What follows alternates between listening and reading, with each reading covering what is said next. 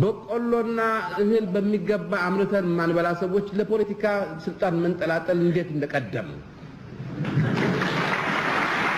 ብልጽግና ካልመጣ ደሃ ሀገር ደግሞ ስለመብት ሊያወራ አይችልም። ስንዴ የለመነ ብንጮህ ቀርቶ እኮ ቂጡን ብንወጋው እኮ የሚንቀሳቀሰው እኮ እየጠፋ ነው እኮ።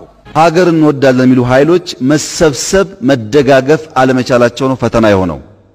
ና መከላከያ ግባ መልስ የለም፣ ና ፖሊስ ግባ መልስ የለም። ቤት ተቀምጦ ሰላም መስዋዕትነት ለመካፈል ሁሉም አይፈልግም። እንዳላችሁት የደሃ ገበሬ ልጅ ብቻ ነው እየታነቀ የሚጋፈጠው። ወታደሩን በእኛ ያህል መጠን እናጠናክረው እና በአስቸኳይ እንድረስ። ይሄ ቀዳዳ ሳይከፈት ወይም ያ የሚለውን ነገር በአደባባይ እንበይናለን፣ በህግ እናወጣለን፣ በይሁንታ እንቀበላለን። በተግባር ሲሞክ በተደጋጋሚ ተጨማሪ የሰው ኃይል እንፈልጋለን።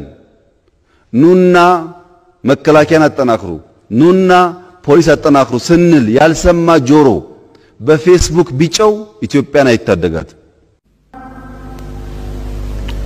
አቤታዊ ሰራዊታችን ከህዝብ እንዳልተወለደና የህዝብ ወገን እንዳልሆነ ሁሉ ይሄንን ገበሬ እየሞተ ባለመሬት እንዳላደረገ ሁሉ እየለመነ ብስኩትና ዱቄት እንደማያድል ሁሉ ዛሬ በአክሱም ባድዋ በሽሬ ወዘተርፈ እንደ ጠላት ጦር ራሱ ገበሬው እንዳንበጣ ተሰባስቦ ሁላችሁም እንደምታውቁት የሀገር መከላከያ ሚኒስቴር